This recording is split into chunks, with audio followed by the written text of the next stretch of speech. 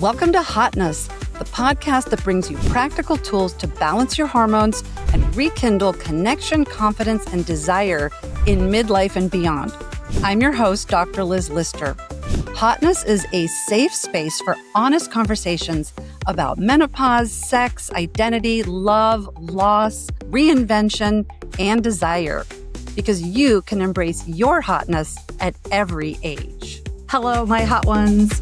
Welcome to Hotness, the podcast where hormones, confidence, and desire come back to life. I am so excited to share this conversation with you with Julie Bottarini, pelvic floor physical therapist. She is absolutely extraordinary. I have been to her as a patient. I have referred patients to her. She is so knowledgeable, so skilled, and such a beautiful person and midlife woman. She's just amazing. You may have questions after listening to this conversation, and I want to know about those questions. I'm 100% sure we will do another episode together, and I want to address anything specific that you'd like to hear us talk more about. Enjoy this conversation with Julie Bottarini, pelvic floor physical therapist. Hi, welcome to Hotness. Julie, I'm so excited to have you here. I have been to you personally, and so we can also go there. We can talk about that. But your field of pelvic floor physical therapy is so important. One of my goals with this podcast is for women to rebuild trust with their bodies, right? To give women tools for that and sort of re-partner. You know, we go into midlife and things start to change and not quite the same body that we had decades ago. And so women, sometimes we lose confidence, sometimes we lose function. And so I want us to really be able to reclaim our bodies as our allies. Absolutely. And the pelvic floor is an amazing area of the body. The first and second chakras meet there. Sensuality occurs there. Reproduction might occur there. There's a lot. Intimacy can occur there. So I'd like to start us off by asking you, what do women come to you for? And I specifically would like to know how they word it. What do women say to you when they come in? Great question. Well, first of all, thank you, Dr. Liz, for having me on your podcast. I love the name Hotness. This is exciting. And I love educating women in the community about the pelvic floor because it's not generally information any of us get along the way. I think that's changing. I think post-pandemic and social media, we've been able to talk about it and get the word out, which has really changed our education as women and men. We're going to get to that. Yes, for sure. But also there's much more awareness on pelvic floor therapy. And so more people are getting advice and the help they need. So it's an exciting time. So your question was, what do people come to me for, what issues, and what are they asking, or what are they complaining of in their wording? Yes. In other words, I know what I refer people to you for. Like, I know the medical terminology, but I'd love to hear you give like the top things that people come to see you for, and how are they describing it? Well, a common one, I think there's four kind of main groups here. One is pelvic pain, which can be a very broad range of types of pain. It can be more of an abdominal pelvic pain if one has had a history of dysmenorrhea, which is a lot of pain around their menstrual cycle. Some of those patients might have a history of endometriosis, PCOS, or adenomyosis, which then might lead them to infertility problems. Then there could be pain as far as pain with anything going to the vulva or into the vagina, and that affects having pelvic exams. It can prevent women from being able to use tampons, and certainly painful sex, which is a term called dyspareunia or vaginismus.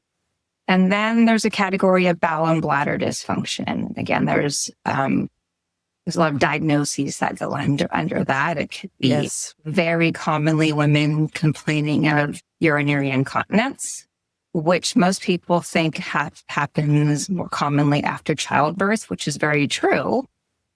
But urinary incontinence can happen very early in life, and certainly all throughout the lifespan to later in life, but there can be different reasons for it. Yes. And also it can happen to people who have never had vaginal childbirth as well. Absolutely. Yeah. Mm-hmm. Then there are pelvic support issues. And when the pelvic floor is weak or there's been a lot of strain on the pelvic floor, that could lead to what's called pelvic organ prolapse, which is a bit of a loss of support in all the support structures that holds up organs, such as the bladder, the uterus, and the bowel, and sometimes the intestines. So there can be a lot of pelvic pressure or heaviness. And then the other big category is pregnancy and postpartum. There's a lot of different symptoms or changes in the pelvic floor that can come with pregnancy and delivering a baby. So I think people come in if they're hurting and anywhere around the pelvic region or the pelvic floor, they want help, right? Any pain anywhere is not something anyone wants to live by. And then it could be support. Nobody wants to be losing control of their bowel or their bladder. And then pregnancy and having a baby, sometimes an underserved population where it's so common for women to have babies, but I don't think we're doing a good job of always explaining what can happen with their bodies thereafter. But yes, these things are common, but not necessarily normal. And I want them to be able to have, there's treatment out there for them. Yeah. So those are mostly the main kind of categories. Hopefully that kind of makes sense. Yeah, that absolutely makes sense. And I will add in there, but we could sort of put it under the first category of pain, but it's a little different. This is what brought me to you as a patient. I knew about you as a pelvic floor physical therapist for years before I came to see you as a patient. So I hurt my hips during the pandemic. I was exercising at home and overdoing it and not stretching enough. And I ended up with hip pain. And I know a lot of women are experiencing this at this point. We sit at a desk a lot. We're just not as moving around as we may have been in past centuries. So I went to everybody, especially through my insurance. I went to the orthopedic surgeon. I did all the x-rays and MRIs. I was told evidence of aging.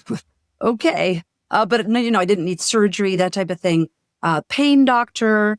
And we just all determined together that it was muscular. And I saw an osteopath that we both love, who we're also going to have on this podcast. And finally, you were part of that program that I knew that I needed to do. And when I came to you, now I'm a OBGYN board certified doctor.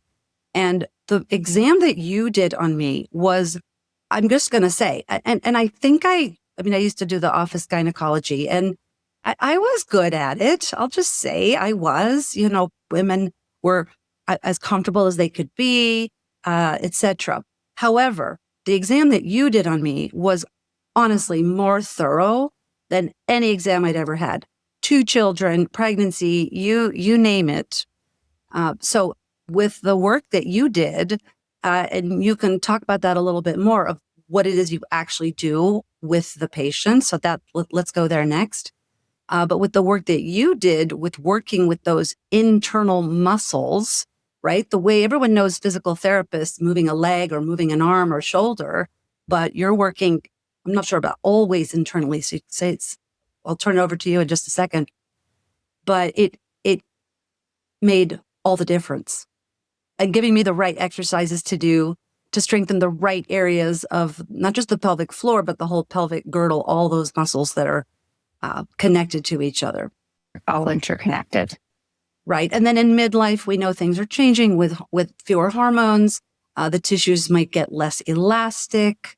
There may be dryness. So all these factors come into play. But let me come back to letting you say more about what does a pelvic floor physical therapist actually do?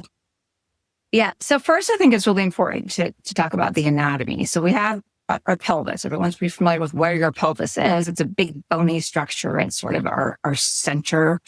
It's a big part of our core stability. But within the pelvis, there's 14 different muscles making up 3 layers of muscle. So think about a sling or a hammock of muscle within the pelvis. Those are muscles that are supportive. So think of them as part of your core. They help to support the pelvic organs. They manage pressure from the core muscles, the abdominal muscles from above. They play a key role in bowel and bladder and sexual function. And they do help with lymphatic drainage. So we always want to look at those muscles as physical therapists, and we'll talk about in a moment. But we always have to look at the relationship to the outer pelvis, the musculature surrounding the pelvis, and the hips interconnect with the pelvis. And they share some common musculature. There's a bit or fascia connection. So there is an interconnection between the two. So when anyone comes to me with a pelvic floor problem, of all the varieties that we discussed, most likely we will do an internal pelvic floor examination, but not always. It's sort of up to us to listen to the patient and their symptoms and try to figure out the driver of what could be causing these symptoms. So you with Liz, I think you had some back pain, there was some hip pain. I did normal PT. It did not help. Yeah. So when I hear that, I'm thinking, okay, we know that there's interconnections with the pelvic floor. So if there's these ongoing symptoms, it's probably something a little deeper that most practitioners can't examine or get to. And so we're definitely going to look there. So how does that work?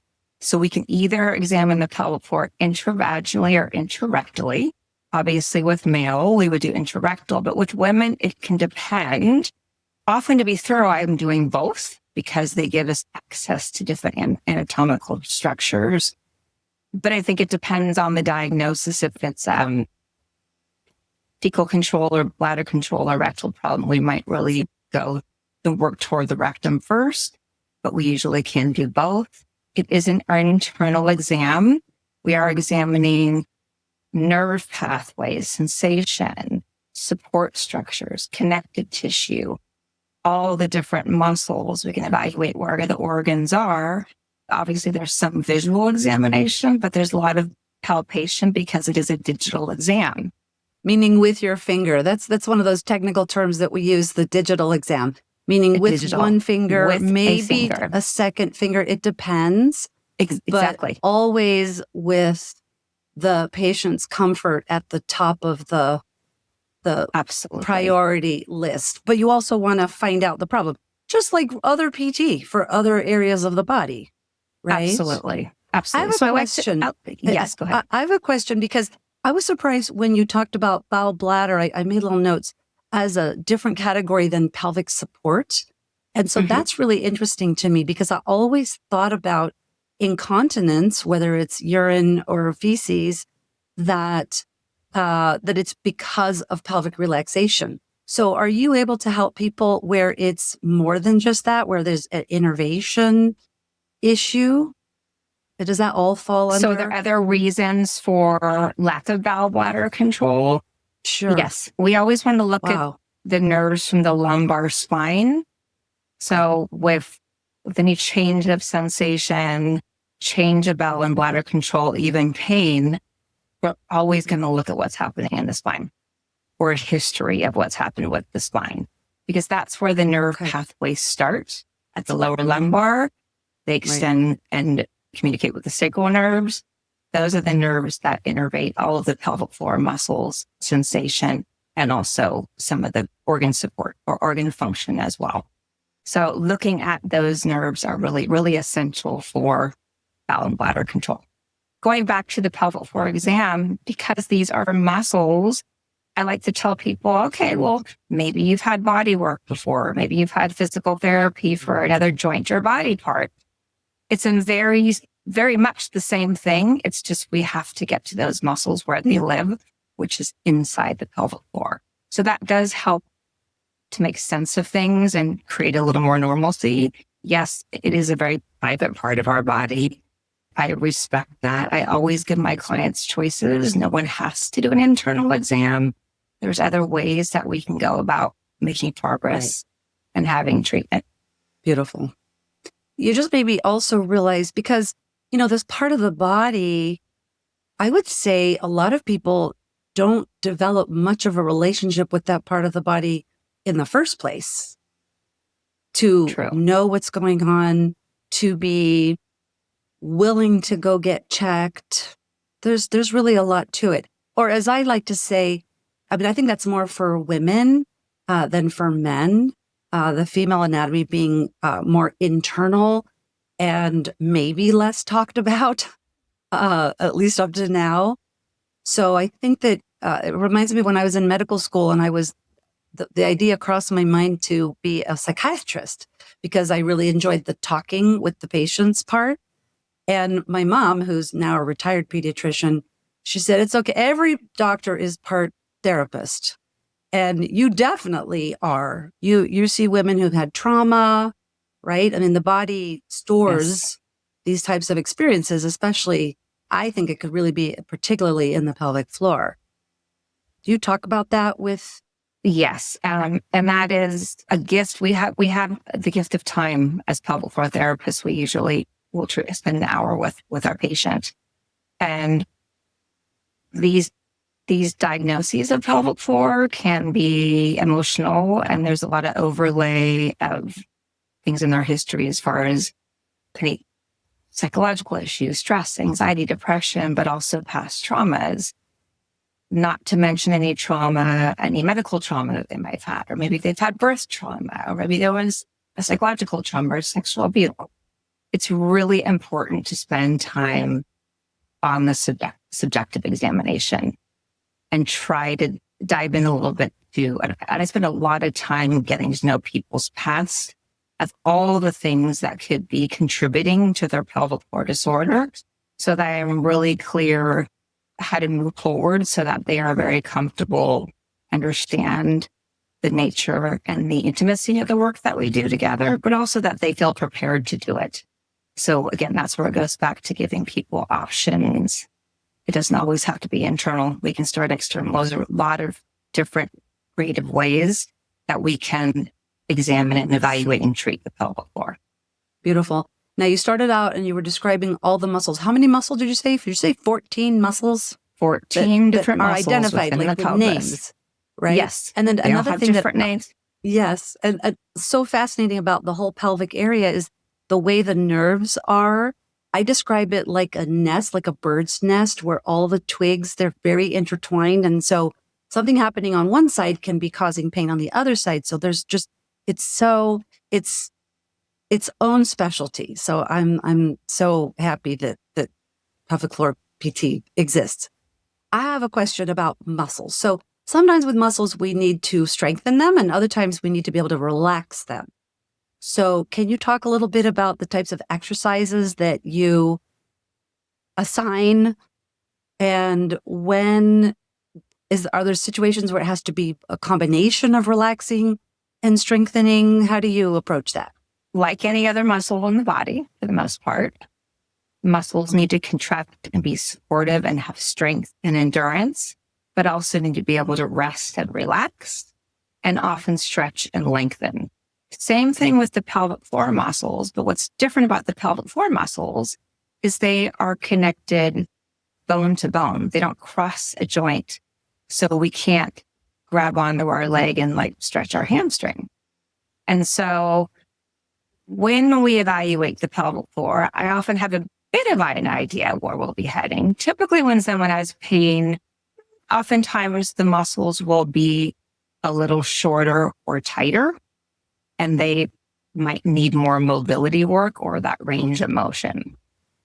I would say typically someone that has more of a lack of support issues or prolapse or urinary or fecal incontinence, their muscles might be a little more low tone, weaker, and need more strengthening. The goal is to be able to contract the pelvic floor, relax the pelvic floor, and lengthen the pelvic floor, which is stretching and having that mobility. So yes, sometimes there is more strengthening for those support issues. And sometimes when those muscles are too darn tight and they don't have that range of motion, which leads to pain or the inability to empty our bowel and bladder, we might be doing more lengthening, mobility, and stretching. Often that takes a little more assistance on our part as therapists because we will go to those muscles and do manual therapy. We do release work. We give the patient feedback on how to identify that muscle to get that relaxation and some of that length. So it really depends. And that's where it's important to sometimes just go to have an evaluation by a pelvic floor PT to know where the heck those muscles are and what's the best direction to head in. So for example, postpartum, after having a baby, people will often think, oh, I'm going to strengthen. I'm going to do a lot of Kegels and pelvic floor exercises. But sometimes after childbirth, delivering a baby can be traumatic. It's a stretch injury to the muscles.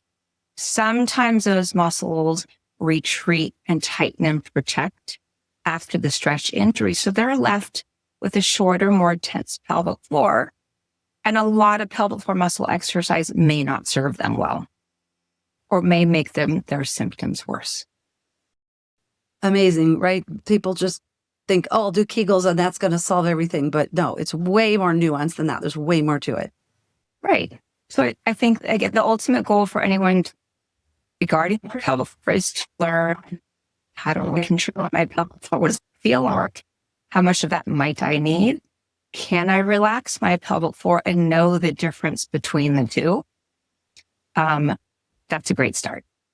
Being able to identify those muscles and the functions on which they ideally do for us. That makes me think of another reason that I consulted with you, and I've been on all sides of this as a gyne doctor, GYN doctor, referring women or thinking that it's very clear the particular surgeries that they might need to correct pelvic relaxation, bladder prolapse or uterine prolapse or rectal prolapse.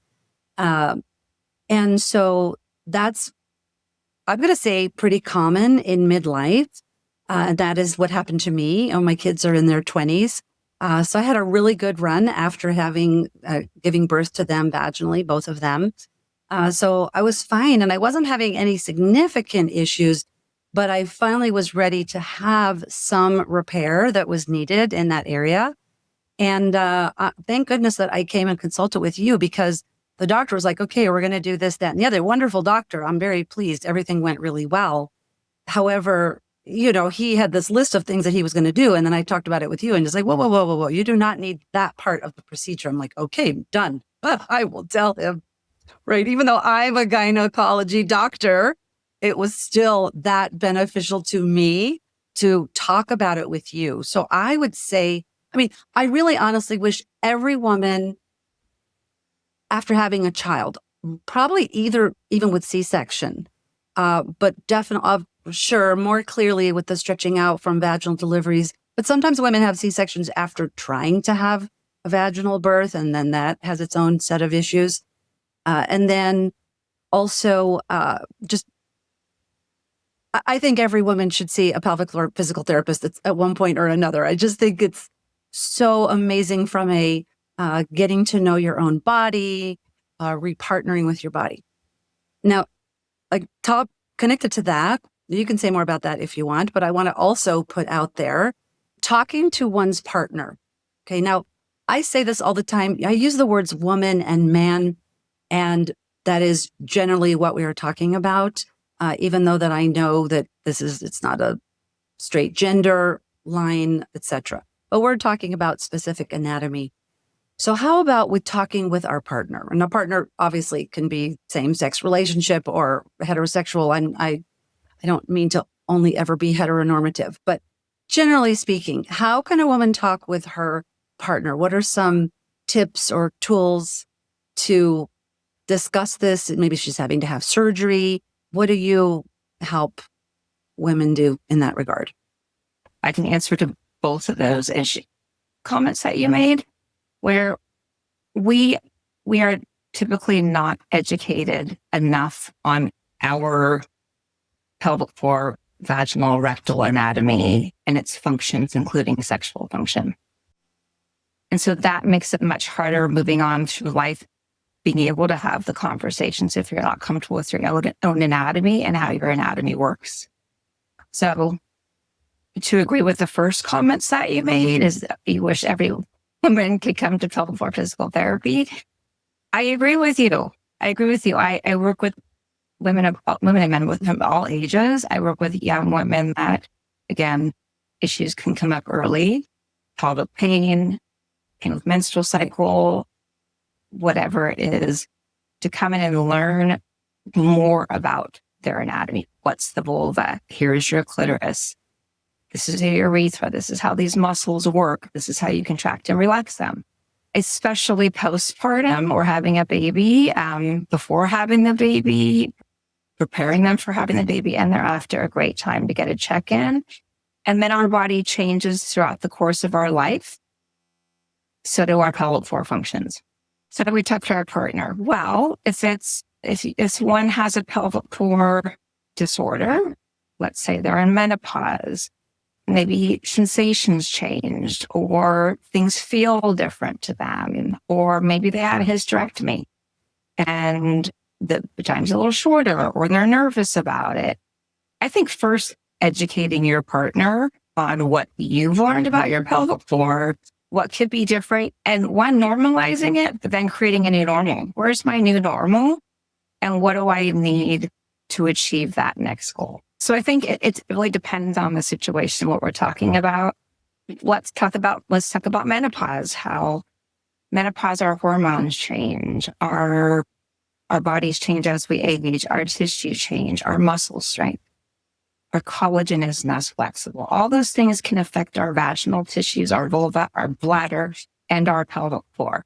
So luckily, there's hormone therapies that can be super helpful there, right? So I love when women are given the opportunity because it can be oh so helpful.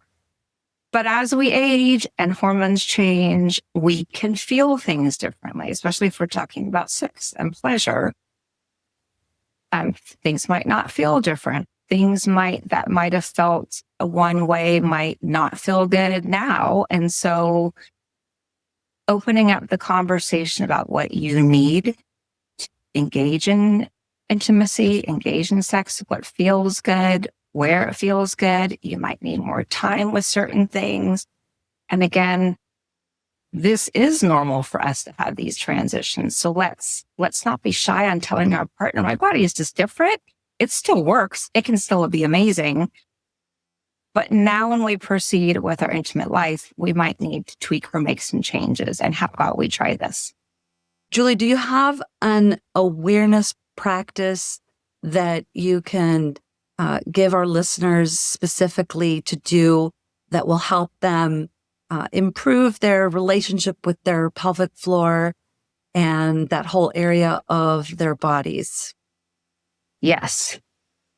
If I do have a practice, and it's often a place where I start with my clients to get them connected with their pelvic floor and how it works. So first I would ask, okay, let's contract your pelvic floor. So what does that mean? Contracting your pelvic floor is when the vaginal rectal muscles shorten or tighten or drop up and inward as if you're trying to stop from urinating or passing gas. There's a tightness or squeeze. Can you feel that? Relax, let go. And can you feel the letdown of the pelvic floor? We might do that a few times. Then I'll ask, okay, well, let's connect that with the breath and how the diaphragm and the pelvic floor work together. So then we'll go to, okay, well, maybe put your hands on your abdomen and breathe in through your nose. There should be a rise, lift, or expansion of the abdomen as we draw air in and create that space.